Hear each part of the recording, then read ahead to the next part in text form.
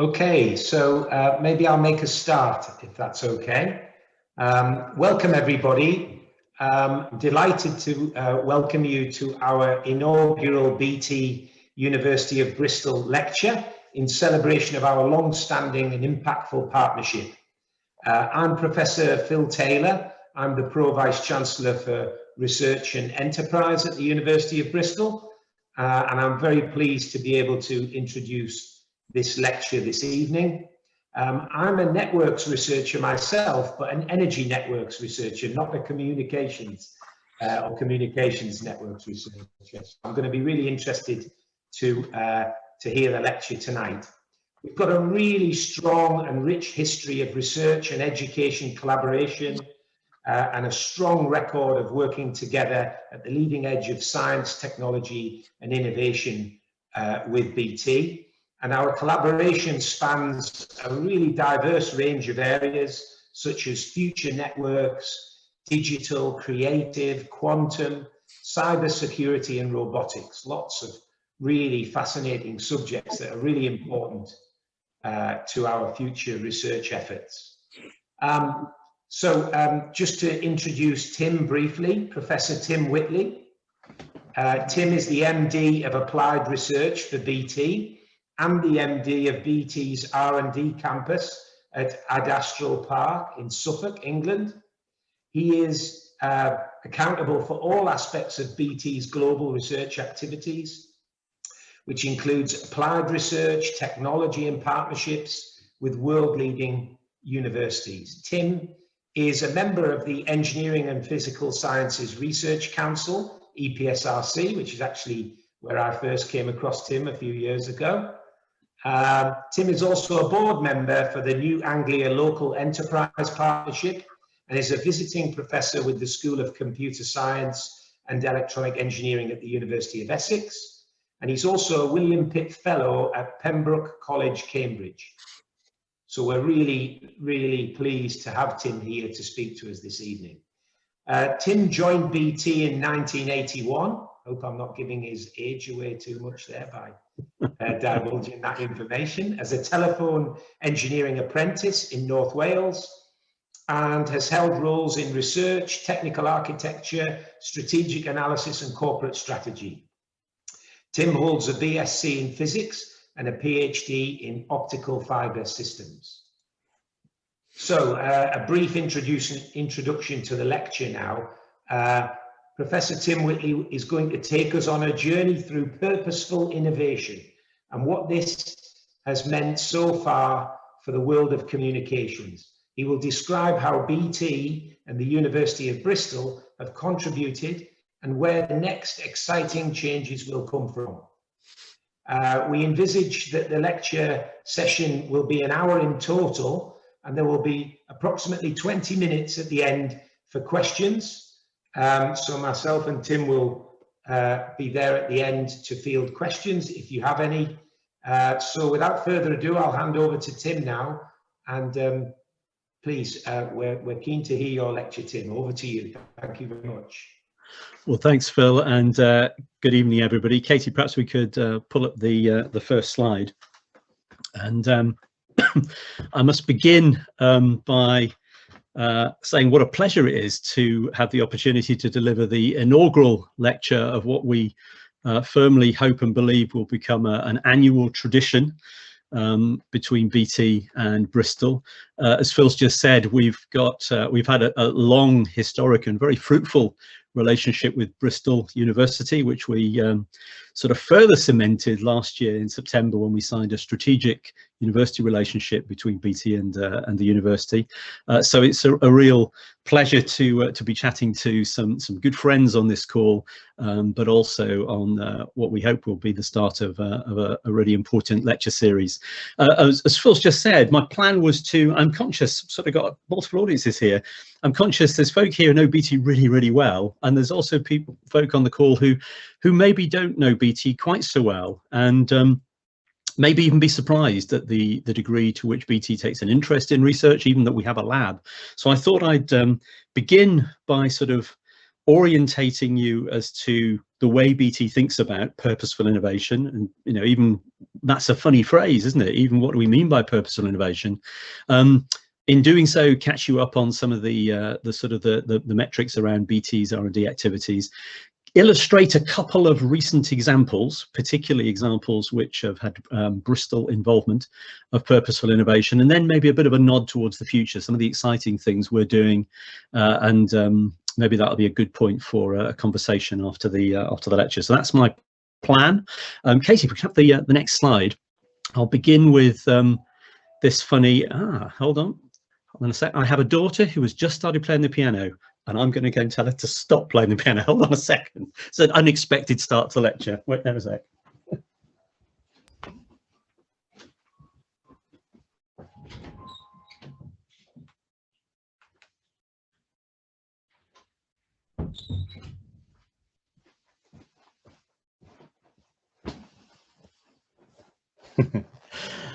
We may actually have some Harry Potter background music here, played by my daughter, if we're not careful. So let me begin with the purposeful innovation. And this is an interesting, there's a funny phrase and a funny date on this slide. And it allows me to do two things. First of all, orientate you as to what BT means by purposeful innovation. And it's essentially this triangle. It's a dead simple definition, and it's something that I know Bristol University passionately also believe in. And it's that fusion of science with real world engineering. So discovery-led, curiosity-led, that lovely thing in this country that we're really rather good at. Discovery science combined with real world practical engineering, doing things, you know, not just once, but 100,000 times, doing it in a way which can be deployed in the real world efficiently, economically, a business case that works. That whole broad definition of what engineering is. But the most important thing, to a purpose, you know, to do something useful for a customer or a citizen. And that can be dead simple, could be a really cool new app for you know, a new feature on a BT Sport app. It could be something that means your broadband performs a bit better, or it could be something that genuinely transforms society. That's what we mean by purposeful innovation. The date allows me to give you a little bit of history of BT and where we come from, and it's our origin story. The corporate books would tell you BT goes back to 1846. Our origin story goes back 9 years earlier to a collaboration between the two characters you see on this slide. The chap on the left is an academic, a professor at King's University, Sir Charles Wheatstone, so well known to all the electrical engineers on this call, I'm sure.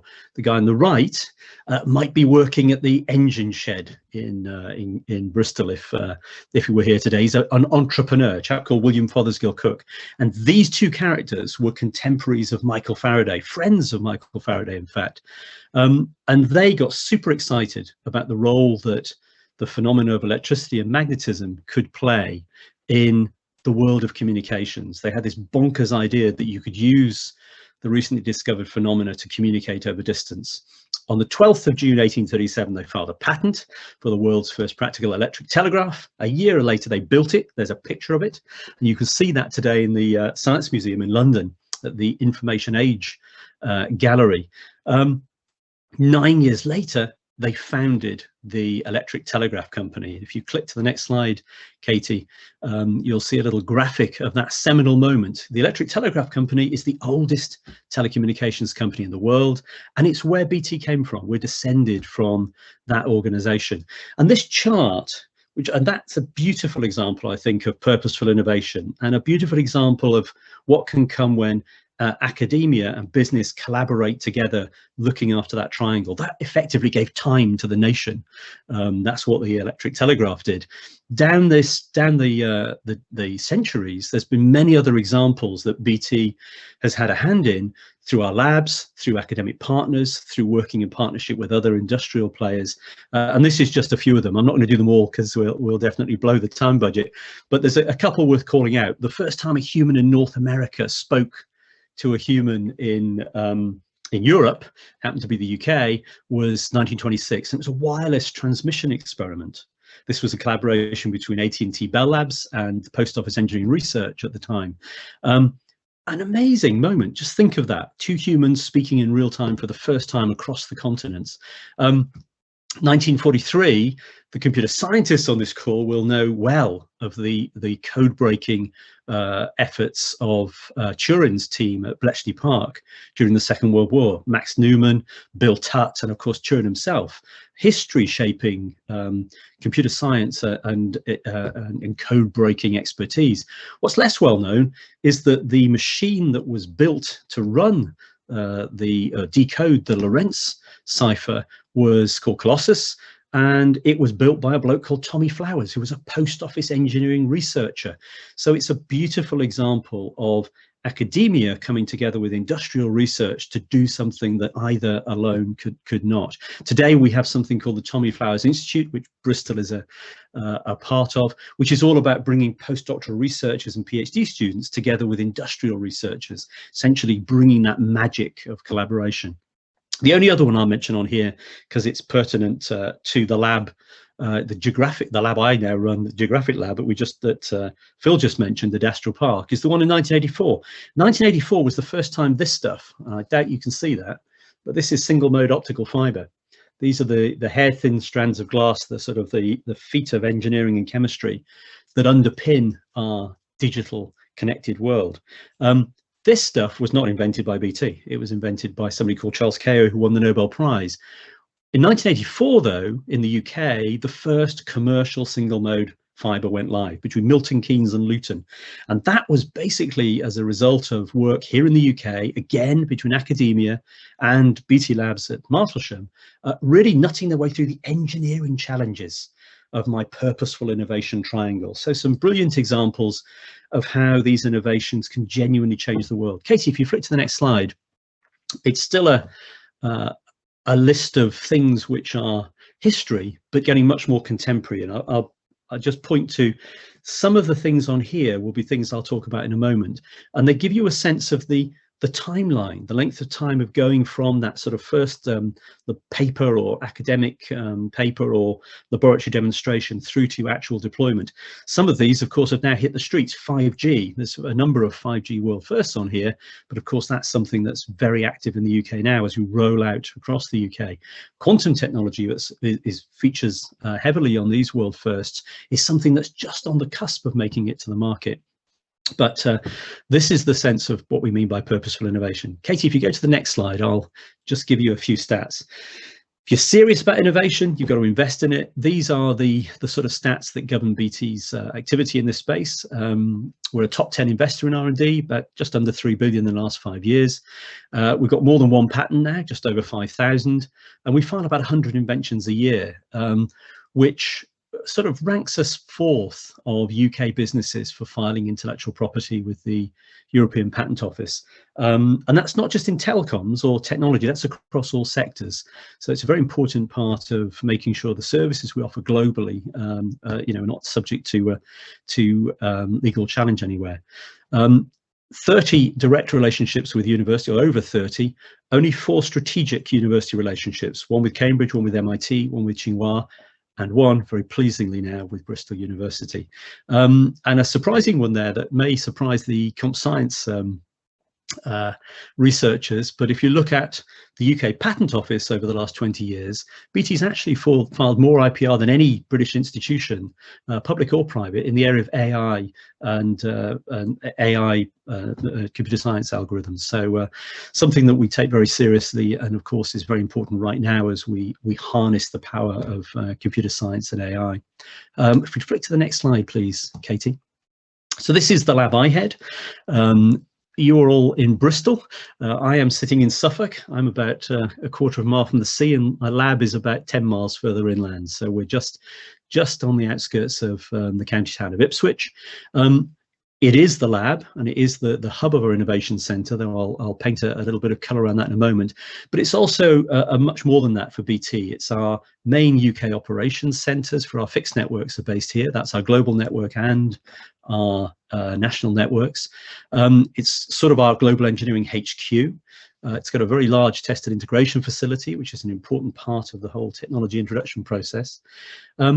And it's not just a BT site anymore. There are about 2,500 BT people. There's about 500 people who work for Openreach, which is, as many of you know, that sort of legally separate element of BT that looks after the access network for all operators. But there's also about 150 other companies on the park employing about 1,000 people.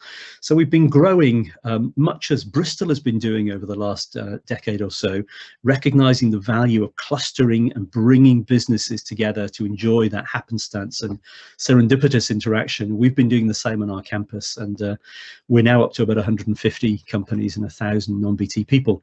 And we convene people here, so about 60,000 non-BT people each year, all really interested in the sort of things that you on this call are interested in, understanding how science and new knowledge can help solve problems and make things better for customers and for citizens alike. If we have the next slide, please, Katie. Well, that's the HQ of our research, but we've a footprint around the place.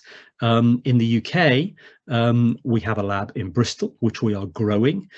So my network AI activity is led out of the team that I have in Bristol, and that's an area we're growing as we deepen our relationship with the university and the region more generally.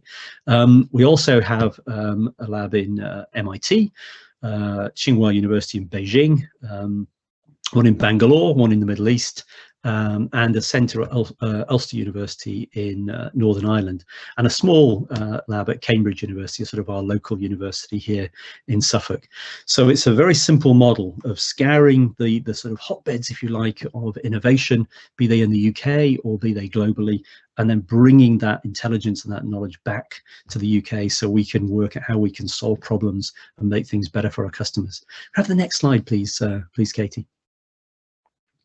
So some of you might be thinking, well, BT's not a manufacturer, so why do you do all this? Well, really simple. Understanding future potential is something we fundamentally believe is how you keep ahead of the curve and make sure that you're part of that future. It's also incredibly important, as we're not a manufacturer, to understand what the art of the possible is, effectively to encourage that global ecosystem of suppliers to create what we need and our customers need in this country, not perhaps what's available elsewhere or what they might want to sell us. It's also very true that telecommunications is clearly a global thing. It'd be really narking if your phone didn't work when you went abroad. So working with international standards and global international standards is a really important part of what BT does, along with other operators in the UK, to make sure that the technology that is globally standardized and is produced suits the needs of UK citizens and our customers around the globe. So a really important part of being an informed purchaser.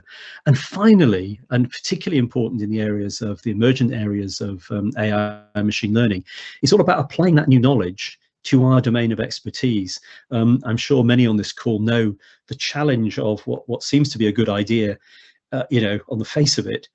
The journey from that good idea to actual economic and societal benefit is really quite a tricky one, and it requires a coming together of expertise and domain expertise. And that's one of the things that one of the reasons that we do applied research as an organization. If you flip to the next slide, please, Katie, and next one as well. So that's caught you up 180 years. You know how BT thinks about innovation now. You've had some things we've done in the past, and you've got some of the stats on the work we do. What I want to do now is just turn to a few examples, and this is one that Bristol University have had a real hand in, and it's Ultra MIMO. What on earth is that? That's multiple in, multiple out. This is all about a really important and purposeful thing, which is the capacity that we have to service these things, our mobile phones. It's to do with how much utility we can get out of the spectrum we buy. If you flick onto the next slide, please, Katie, and I'll explain what on earth I'm talking about. This is a picture of some antennas, which the radio engineer Mark Beach on the call will be delighted. I'm sure he'll be excited to see these antennas because he likes antennas. The left-hand one there is a state-of-the-art 4G antenna. The right-hand of those three is a state-of-the-art 5G antenna. And that's a very special one because it's the very first 5G antenna to go live anywhere in the UK. And it went live at Astral Park. You can see our radio tower in the background there. The chart on the right-hand side is plotting a really important metric for mobile systems. It's how many bits per second we can get out of every hertz of electrical bandwidth. So if you think about a mobile network, the spectrum, the radio spectrum, is effectively the fuel of that network. It dictates the performance and the quality and the coverage of the services that we can offer. So bits per second per hertz is a really important metric. Now, the 5 and the 3 figures that you see in the two left-hand columns of that chart are the ideal and the real-world performance you can get out of a state-of-the-art 4G antenna. 3.5 bits per second per hertz. That's typically what we get out of the 4G network we rolled out across the UK. The 31, which is tantalizingly, 10 times bigger, and the 15 are the measurements we did a couple of years ago on that very first 5G antenna.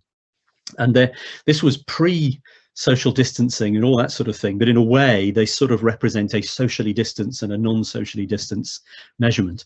The 31 bits per second per hertz was achieved by taking handsets and distributing them beautifully, spacing them separately, giving nice spatial separation between them, and then measuring the capacity we could get, and that was the result. Almost 10 times the capacity for the same chunk of spectrum that we get out of a state-of-the-art 4G network. The 15 is where we did something really silly. We took all the handsets and piled them on top of each other and then saw what we could get. And what we got was still a very impressive result. So what are we doing here? How is this happening? How are we suddenly getting 10 times the capacity out of the same bit of electrical spectrum? If you flick to the next chart, Katie, and that's lovely, thank you. The thing I love about this example is that anybody who did sort of high school physics, so, secondary school, O-level, if you're my age, or GCSE, will be able to get the basic idea of what's going on here. And it's all to do with interference. In fact, anybody who's ever thrown a pebble in a pond and observed those beautiful circular waves that come out, and then maybe thrown another pebble in and observed the way the waves interact with each other, and noticed that in some areas they add up and in some areas they subtract from each other, you get interference. That's what's going on here. The little picture in the middle is a pond that's having 2 droplets of water dropped into it. And what you can see is there's a sort of funny dark fringes or dark regions. And that's where the waves are actually destructively interfering and cancelling each other out. So you can see we're getting structure to this wave. And what we're doing with this MIMO, this funny multiple in, multiple out, is essentially playing the same game, only this time with radio antennas and applying the same physics to allow us to give structure to the radio waves and the way we can use these radio waves. The graphics, the blobby graphics on the top, are some simulations for just 2 antennas, 8 antennas, or 64. And that 5G antenna that I showed you is a 64 transmit, 64 receive antenna element. And what you can see is incredible structure.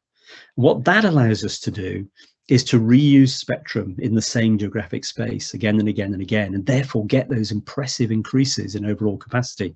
The sort of spotty diagrams in the bottom left and right, to telecoms folk on the call, they'll recognize them as constellation diagrams. And really all you need to know is that if you imagine your game was to try and differentiate between the blobs, the left-hand chart's really hard, the right-hand chart's really easy. And that's what happens when we create these multi-element antennas, and basically we can create multiple communication channels from the same spectrum. Multiple in, multiple out. This is one of the technologies that means 5G is going to give us so much more capability than 4G. If you flick onto the next slide, please, Katie. And this is the road to 5G. And I wanted to show this because it sort of gives a sense of the richness of the interaction between not only Bristol University and BT, but also that wider ecosystem. So the left-hand side shows you some of the experiments, some of the measurements we've been doing. And in particular, you can see some of Mark Beech's team's work here. World beating work, which was in particular, if you look at the picture in the sort of roughly in the middle of the picture, there's a massive box with lots of wires. That's an antenna from Mark's lab, which was brought up to my lab at Adastral Park and achieved some world-leading, way beyond actually what I've just showed you, efficiencies in terms of bits per second per hertz. So this is really building confidence as to what the art of the possible is in terms of these now ultra MIMO capabilities. The graphics on the right look like, meetings, don't they? They are meetings, they're standards meetings, but these are meetings, seminal meetings over the last few years, where representatives in the UK have essentially driven changes into international standards, which have a material impact on the performance that we get when we deploy these technologies in the UK. Performance in like 20 to 30% improvements in coverage and capacity as we roll out these 5G networks. So a really important part of this broad ecosystem of purposeful innovation. If you flick on to the next slide, I should say on that journey, of course, you'll know BT was the first to launch 5G year before last with our EE brand, and the UK was one of the first. All major operators obviously have launched now, and the UK is one of the first leading countries in the world to launch 5G. So this is real lab to live stuff that's happening really speedily and pleasingly so. And this chart really illustrates some of the exciting work to go, because I still really don't have an answer as to what the limit is of the bits per second per hertz we can get out of these systems. So you can see some of the test facilities we've been constructing at my lab. On the right hand side, you can see some of the projects that we're doing jointly with Bristol and many other partners, which are, first of all, exploring that exam question of, well, how many, can we go to another times 10 in capacity? Question mark. Wouldn't that be exciting? But we're also exploring how things like AI and the softwareization of some of these technologies could not only improve the capacity available from these future mobile systems, but also improve the connectivity, the reliability, the resilience, and maybe even give us the ability to do things like prioritization. So if you imagine a future connected ambulance, would we be able to actually direct a beam to follow an ambulance as it sort of tore through a particular area, on a blue light mission? Lots of exciting research agendas that we and Bristol University will be exploring together in the coming weeks, months, and years. If you flick on to the next slide, Katie, I want to talk about another example very briefly. This is to do with this stuff again, quantum key distribution, but this is to do with optical fiber. And if you flick to the next slide, Katie, I'll develop the story there. So this stuff, I've been studying the virtues of these amazing hair-thin strands of glass. One of the annoying things about them is if you bend them, tiny bits of light can leak out. And if you're a naughty person who fancies sticking a detector there, you can detect the light. Now, that's not a problem really today, because we encrypt our systems and therefore data is safe. But in the future, the advent of a quantum computer, of the many wonderful things that it will enable, one of the things less so wonderful is that it risks cracking our current encryption algorithms. Now, there's a whole range of research activities that we and others around the world are looking to solve that particular problem, post-quantum algorithms, post-quantum crypto algorithms, for example. But another layer of security that we've been exploring with the academic community and the industry for well over 20 years now is the idea that we could use some of the features of quantum physics as a defense against that sort of intrusive eavesdropping. And quantum key distribution is one of the solutions that allows us to do that. The idea is really simple, essentially to just use a one-time key. The challenge you've then got is transmitting that key. And the idea of QKD, which goes back to 1984, is to encode the keys on single particles or photons of light. That's clever because if somebody eavesdrops and pinches the photon, it never arrives, so it never gets used. So that seems pretty secure. If somebody eavesdrops and then puts another photon back, pretending to be the photon with your key on, the laws of quantum physics tell us that any measurement changes the state of the photon, and therefore, in simple terms, we can detect an eavesdropper, and of course, therefore, we know not to use those keys. So, beautifully elegant solution, a fiendishly difficult engineering thing to achieve, because of course, you want to send your real data on the fiber at the same fiber, which means you're trying to detect individual photons in one channel whilst also having high capacity, high speed data on the same fiber, which means the engineering challenge of detecting these things is really tough. There's also many challenges in integrating these things into classical encryption systems. Now, this is an area where the UK has something of a lead.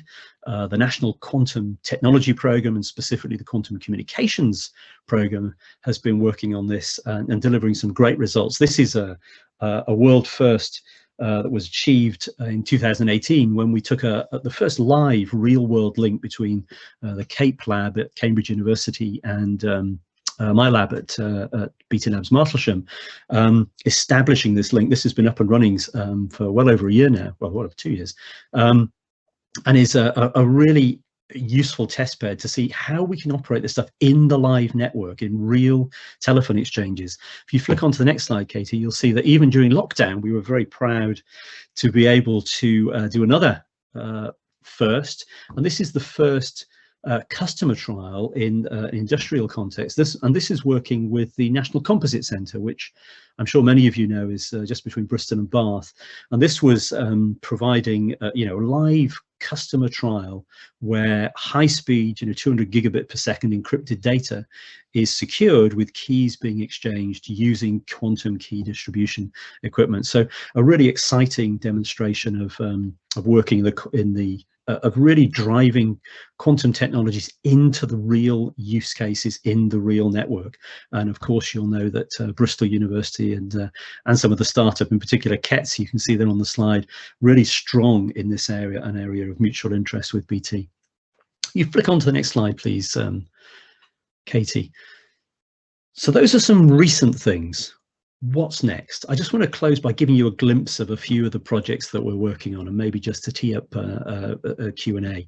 If you flip to the next slide, this is a project that we're very excited about. This is the recently secured funding. This is a project led by BT with many partners. Several of them in fact, many of them from the creative digital media ecosystem that in Bristol is very strong in the Bristol area, as many of you know. And this is all about, if you like, the future of video communications and entertainment and interaction. This is 5G Edge XR is the name of the project, and that means that's sort of AR and VR. But really what you should think about with this project is imagine capturing what we call volumetric video. So imagine live action scenes being captured in 8K video with full volume, capturing the video, processing, encoding, transporting, and then playing out. It's looking end to end at that full, if you like, glass to glass production chain. And the use cases that we have in mind are things like entertainment. You can see there's a live action boxing match going on in that middle graphic, and you'll see that those individuals on the sofa have got glasses on. So if they wanted to, they could get up and walk around the action that's playing out on the coffee table in front of them in full 3D. Bottom right, you'll see what looks like a dance lesson, and that's because it is a dance lesson. We actually have a nationally significant dance class involved in the project, dance school, and they're looking at envisaging how this sort of technology could allow them to conduct real live dance lessons virtually, if you will. Seems very, very appropriate, doesn't it, to the way we've got used to communicating. So you can also think about remote expert type scenarios here, communication type scenarios. From an engineering perspective, this is a brilliant project because it's asking really interesting questions which get not only to network technology and compute and processing and AI, but also physiology. So take, for example, the live action capture of volumetric video playing out in a headset. Well, where do you put the processing? Is it on the headset? It could be. That would definitely give you processing power. But at what cost? What would the ergonomics of that be like? Is that going to make the whole experience uncomfortable, heavy? Are the VR headsets going to be too expensive and therefore limit take-up? If you don't put it in the headset, you put it in the network. If you put it in the network, where'd you put it? Deep in the core? Will that introduce latency? That means the physiology of the experience becomes unpleasant. Are we going to have people who are suddenly feeling a bit seasick because of the delay that's occurring? So this is a program that's really thinking about understanding not only the use cases, but where does the compute sit in a physical sense? What are the requirements on that compute? What are the latency requirements, the jitter requirements?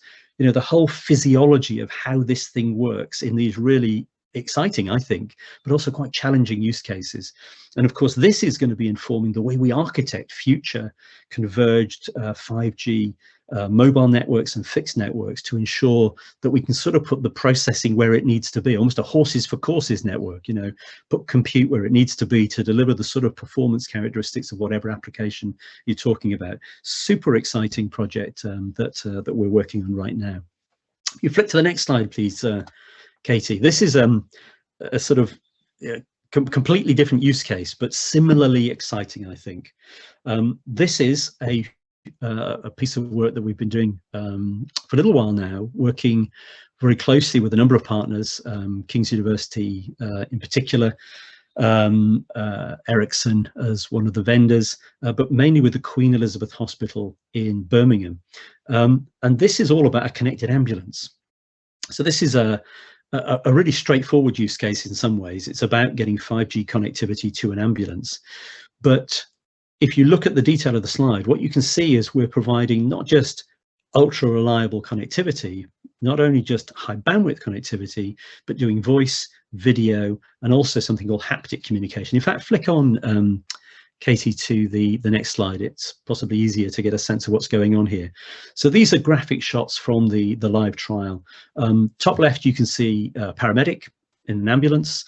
Bottom left, you can see a consultant in the Queen Elizabeth Hospital, and on the right you can sort of see what the consultant's seeing. So that VR headset is essentially placing that consultant in the back of the ambulance, augmenting the experience with live telemetry coming off the patient, so you've got vital signs and such like. Not only have we got high quality video and audio and ultra reliability and low latency, we've also got a haptic channel. So the paramedic there, you can see he's got a glove on. That's not because his hand's cold. It's basically allowing the consultant to control the movement of where the hand of the paramedic goes. The simple use case here is a beautifully simple use case. It's essentially trying to work out what's the next best decision for that patient. Do they need to be taken to the Queen Elizabeth Hospital? Do they need to be taken to another specialist centre? Can they be taken home and discharged into the care of a loved one because, you know, they've not done anything too serious? You know, they've not done anything that requires further intervention. This is I love this use case because there's an obvious benefit here, the patient, but it also, I think, talks to the benefits that flow from what you might think of as task omniscience. You put all the data, including remote expertise, in the right place at the right time, and suddenly you can start seeing multiple layers of value flow. Maybe you didn't need to go to the hospital, so you don't go through an admissions process, wait in a hospital, tying up more precious resource in order essentially to be discharged again. Maybe you just go straight home.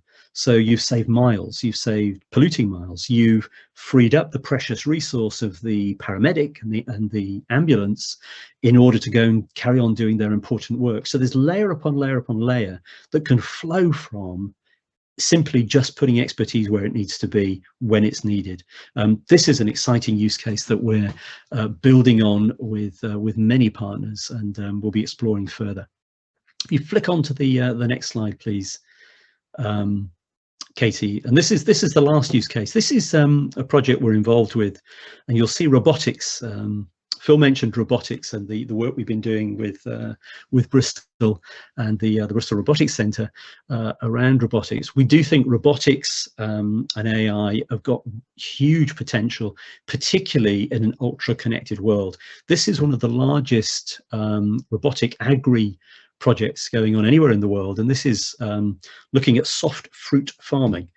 So I'm sure you can all work out exactly what this use case is. It's thinking about how on earth we can apply the technologies that come from the sort of, you know, our world and the sort of world of the experts on this call to the broad area, or an important area of, you know, how we in a more sustainable, more efficient way can feed ourselves and help the agricultural sector, particularly as it gets tougher and tougher and tougher, as you know, as climate change means less water.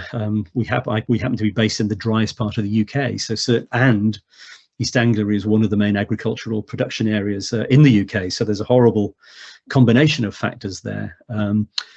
We think technology such as this has got a real opportunity to help rise to some of those wider societal challenges. So this is a very exciting project that we've got high hopes for. Flick on to the next slide and I'll maybe just make some closing remarks. So 175 years of purposeful innovation. I've taken you on a sort of an origin story for BT, touched on some of the way BT approaches innovation, and in particular some of the recent very pleasing launches and services we've managed to bring to the market, ably assisted by the brilliance of Bristol University and partners around the world. I've then shared with you some of the things we're doing now, some of those things looking to the future. But I think if you stand back from it all, the way BT sees the future is pretty much like this. Connectivity we see as something that is going to be an enduring and increasingly important part of our digital economy. Ultra connectivity, the ability to connect everything, you know, whether that's your, I mean, we're all instrumented, aren't we, with our health monitors and the like, you know, so whether it's your pets or your bins or parking spaces in smart cities or refuge bins in smart cities, connectivity is going to be at the heart of all these things. And therefore the sort of research that goes on at Bristol University in fixed and wireless connectivity is not only interesting and exciting, but it's got a huge and serious import for the future of our connected, increasingly connected society. Of course, layered on top of that is trust. All of it falls apart without trust, and therefore some of the work that's going on around things like quantum, but also the classical algorithmic ways of protecting networks is super important. On top of those trust layers and connectivity, though, we start getting into what in BT we think of as actionable insight.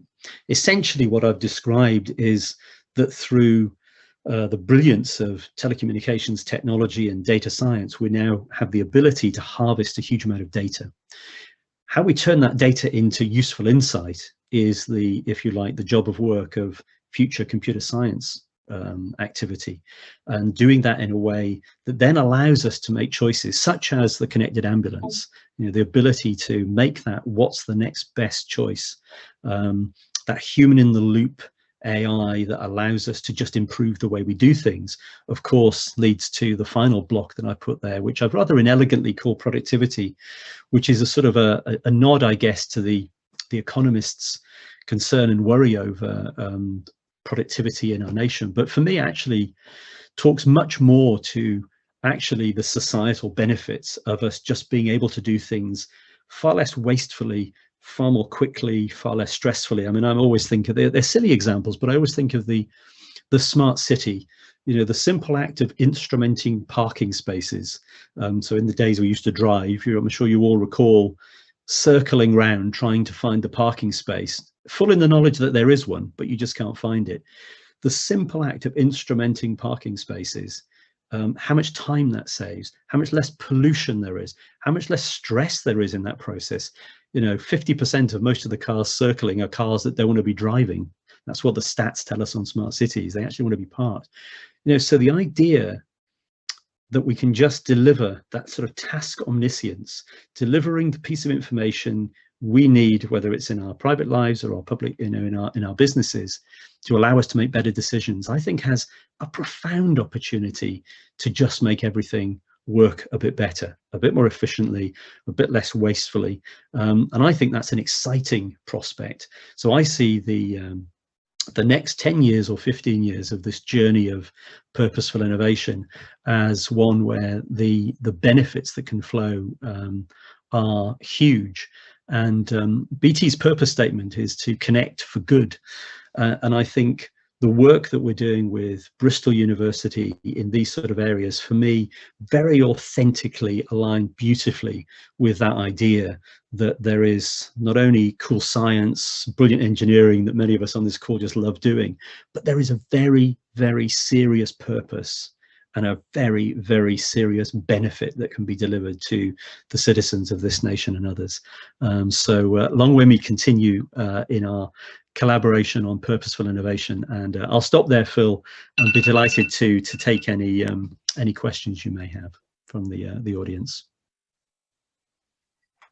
Thanks very much, Tim. That was a really inspiring and interesting lecture. Really nice to hear as well about the really deep and broad partnership between BT and the University of Bristol, where we have focus areas of excellence around the creative and cultural industries, climate change adaptation and mitigation, social and infrastructure resilience, and advanced healthcare systems.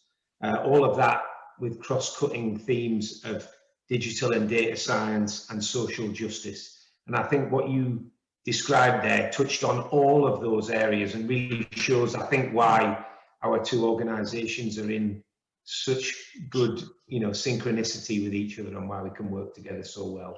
So thank you so much for that. I'll open it up for questions now. So Phil, we've got a few questions that have come in already, which we'll go to. But just a quick reminder to anyone: if you have a question, if you either type it into the chat or into the Q&A, and we'll get around to it. So the first question is coming from Paul Coles, and it's asking Tim, do you have a view on what area will mean for comms research? Area, of course, is the Advanced Research and Innovation Agency that was announced by the government last month. That's going to fund sort of very high risk but potentially very high reward research. Well, hi Paul, and thanks for the question. I think my sense is, I mean, it's good, isn't it, to see the government recognizing the value to society and the UK in particular of research. I think it's too early to say, actually, Paul, in terms of the specifics, because there's a lot of uncertainty, I think, around the exact whys and wherefores of how ARIA is going to work. So I think it's early doors, but I mean, in the if you stand back from it, I mean, I'd far rather have a government sort of thinking and believing, and I think we saw this very clearly in their R&D roadmap, and I think we see it in the integrated review which came out last week.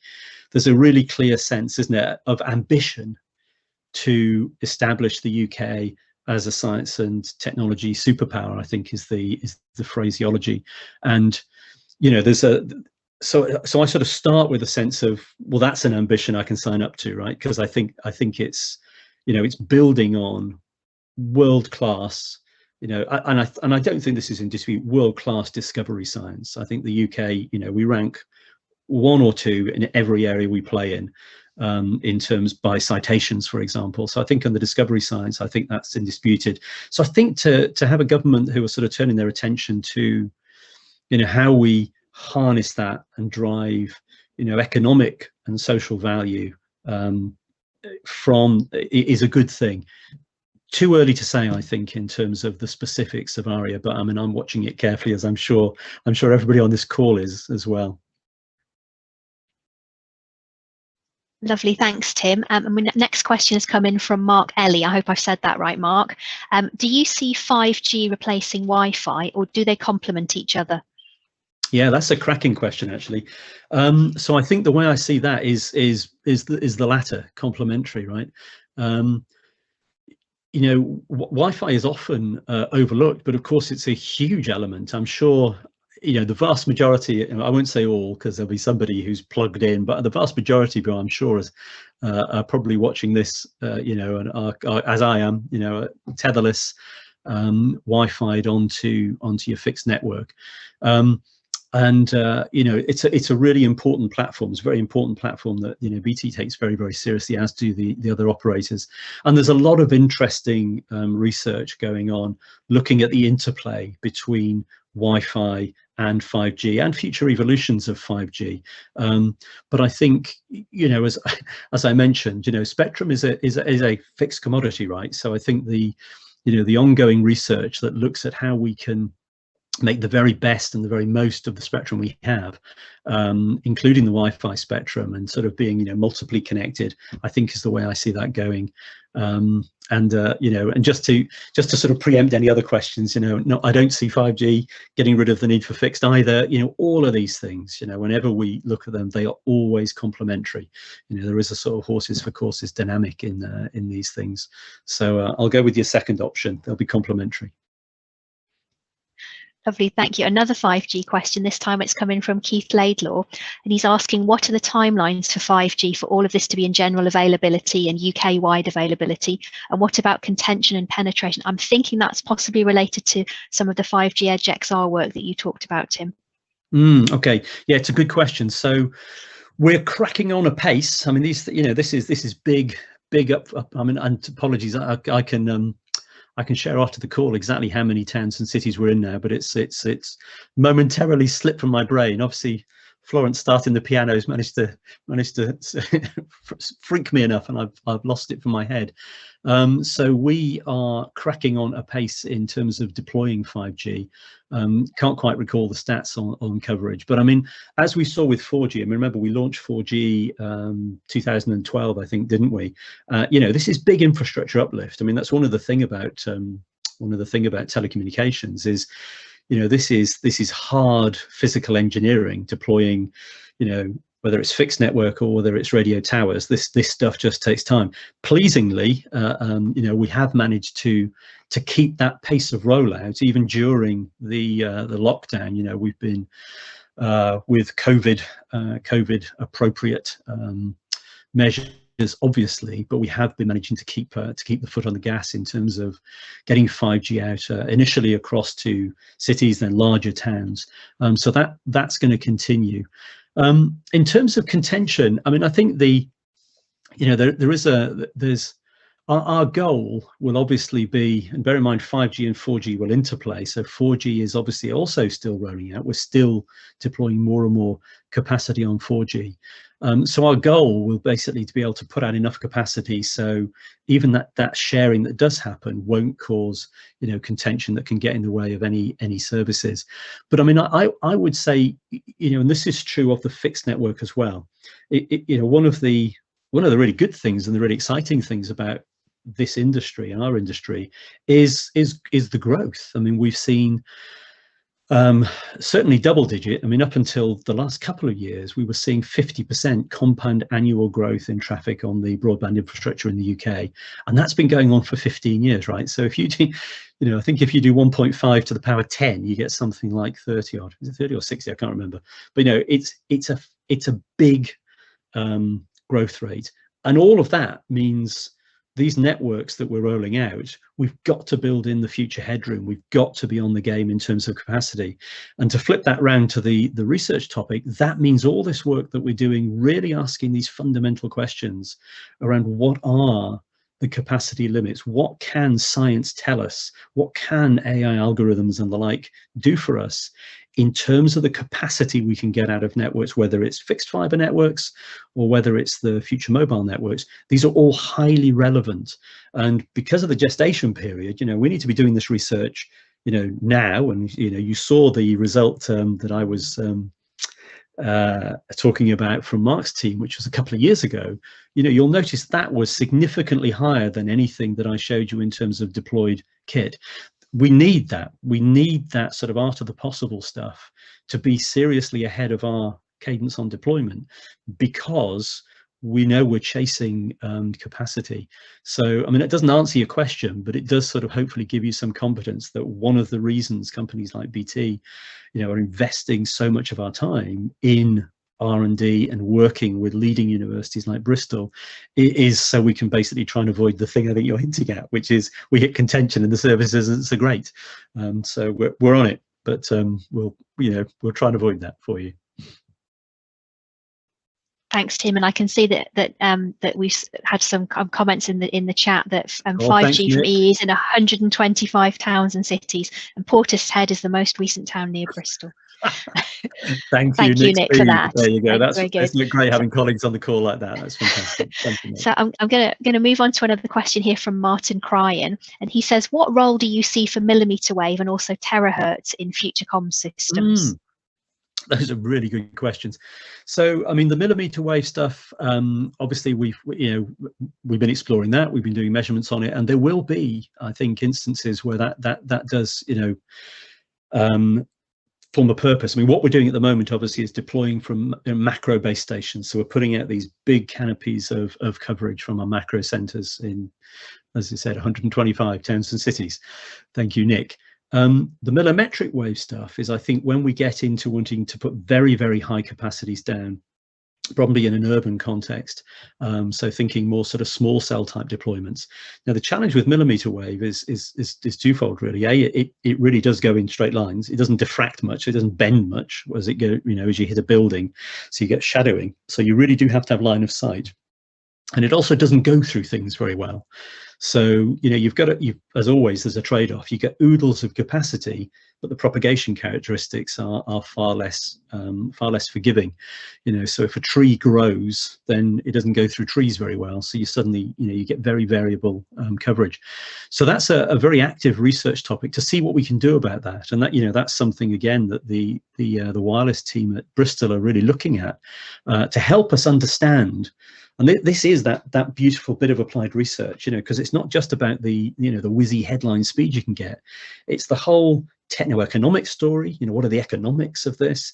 And also the performance story, you know, the customer experience. It'd be pretty rubbish if you deploy this stuff, you know, and here I've got it, oh, it's gone, oh, it's back in, oh, it's gone, you know, that could happen if you're not careful. So the work we're doing in the labs really is about understanding all these limits in a real world context, and then essentially matching that with the use cases which can really take the benefit from it. So I'm sure it will absolutely find a role, and indeed, you know, there are use cases already, certainly in a fixed context, in a fixed wireless access context.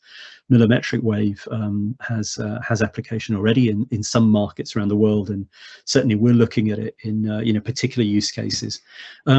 On the terahertz stuff, again, we're sort of watching that because it's super interesting. But in all honesty, I don't think we've kind of worked out exactly what the use case would be for that.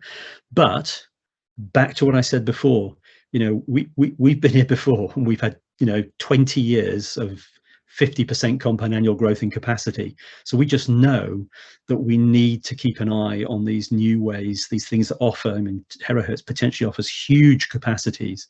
So it's an area we definitely, you know, want to keep an eye on. And what I'd say is flip it around. If you get any ideas, give me a call, you know, get in touch, because we're watching it with great interest. Okay, we're almost at the end. I think we've got time for one very quick answer to this, which is a fantastic question from Dimitra Simeonidou. And it's, is there an opportunity for the UK to become a global leader in future telecom technologies? And if so, what might that opportunity be, and what are the timescales? That's a fantastic question. And I think yes, Dimitra. I mean, it's a big, bold ambition. And you know, I think the softwarization of our industry that's happened, in very large part driven by UK, by, you know, some of the work from Bristol, and Dimitri, your own department, driven by, as you know, work from BT. That softwarization and opening up of things, I think, does open the opportunity for companies to get into a space where historically maybe 10 years ago they couldn't. In terms of timescale, though, you know, I think there's niche opportunities. There's things we could do in niche areas really, you know, quite quickly. And by quite quickly, I mean in a sort of 4 or 5 year period. Mainstay, though, global leader, I think is what you said, Dimitra. I think, you know, being realistic, that's a 10 to 15 year time horizon. I think if we were bold enough, and as a nation we organised ourselves, we've got all the potential to do it. It's a matter of commitment and ambition, and I think that'd be a cracking thing for us to go after. But I think one has to be realistic about that, and I think it is that sort of big, bold ambition, but 10, 15 years time, I think. But you know, I'd love to hear your view. I know I can't on this call, but I'd love to get your view and then subtract on that as well.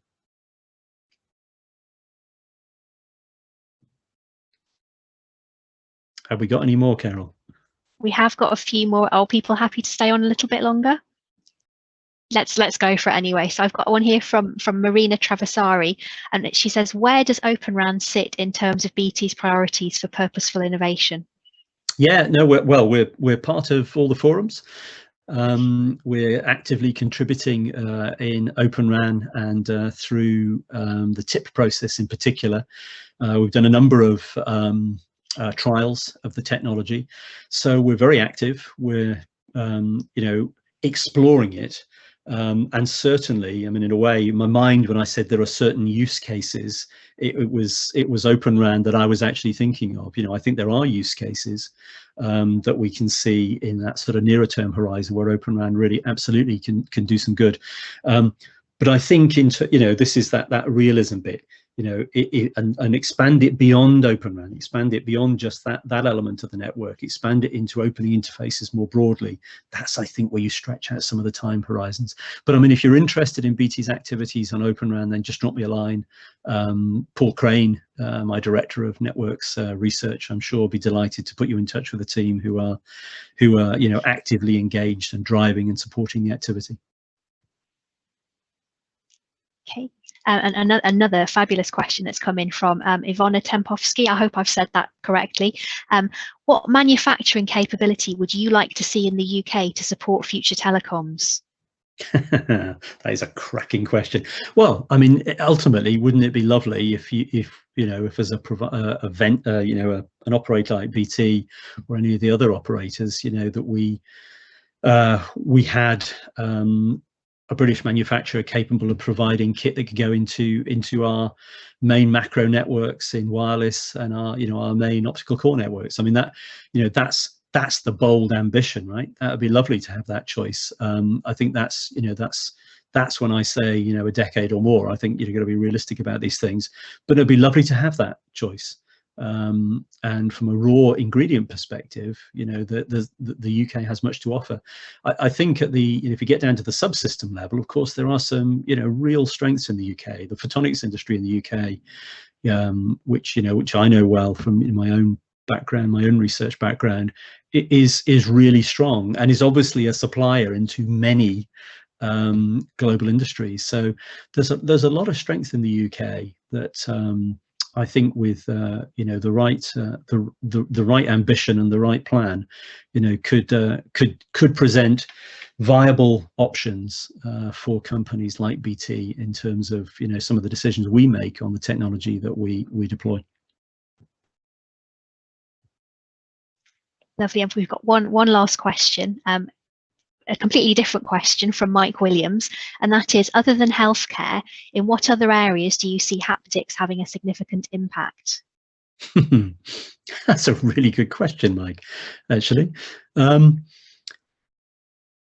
Yeah, I mean, healthcare is the one that always springs to mind. But I mean, if you stand back from that healthcare example, essentially what you've got is, you know, a domain expert interacting with an expert who just doesn't quite have that absolute expertise, and haptics forming, you know, just an extra layer of communication, that physicality, that sort of, I'm going to guide your hand. Now, if you do that, well, then there's vast numbers of applications, aren't there? Industrial automation type things, industrial maintenance type things, indeed our own use cases. I mean, one of the things we're looking at with AR and VR is essentially remote experts to our own, you know, change the doctors out. I mean, they might still be doctors, but they're not medical doctors. You know, put somebody in front of a big high-end high packet processing switch deep in the core of our network and put one of our engineers in front of it.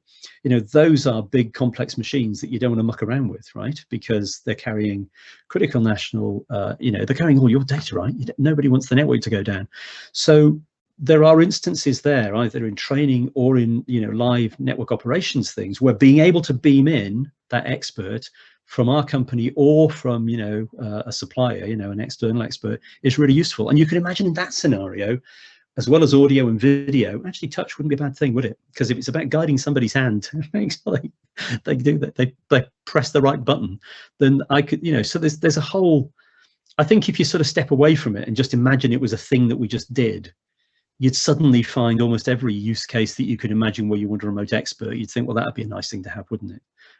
So I don't know, that's a very good answer, Mike, but it's a good question, and one we should think about a bit more, and will think about a bit more.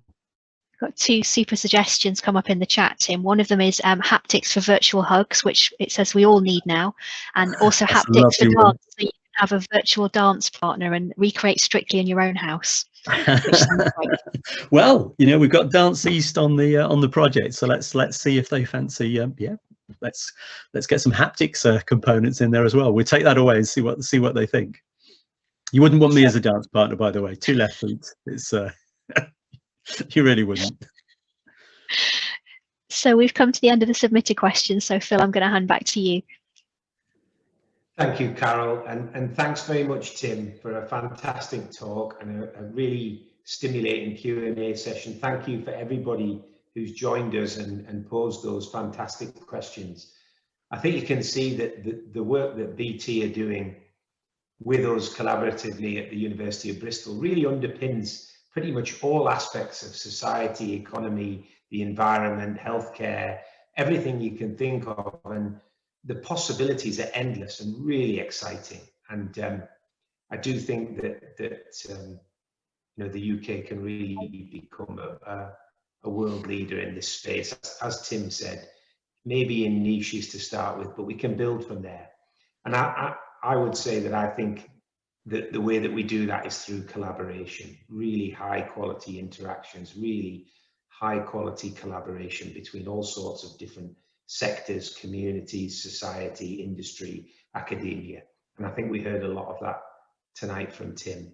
So thank you very much, everybody. And as Tim said, I hope that this will become a feature each year where we really come together and share ideas and share inspiration in this fantastic sector.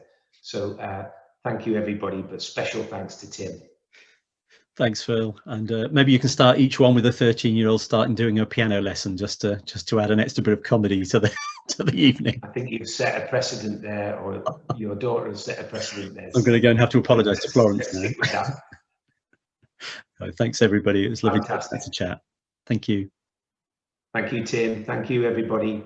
Have a good evening. Stay safe.